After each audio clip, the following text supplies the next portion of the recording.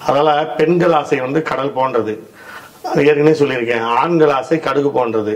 நம்ம வானலை வச்சு எண்ணெயை ஊற்றி கொஞ்சம் எண்ணெய் சூடாக இருக்கும், கொஞ்சம் கடுகு போட்டோம்னா கொஞ்ச நேரம் சேர்ந்து கடுகு டப்புன்னு வெடிச்சிடும், முடிஞ்சு போச்சு.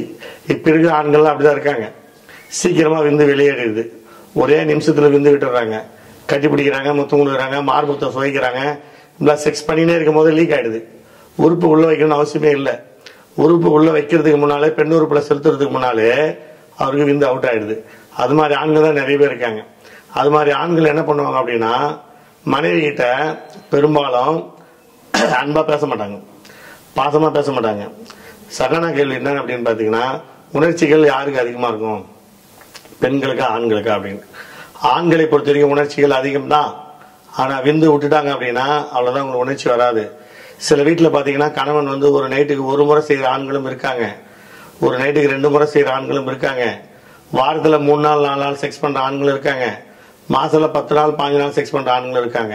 ஒரு சில வீட்டுல மாசத்துக்கு ஒரு முறை, 6 மாசத்துக்கு ஒரு முறை, வருஷத்துக்கு ஒரு முறை அப்படிங்கிற ஆண்களும் இருக்காங்க.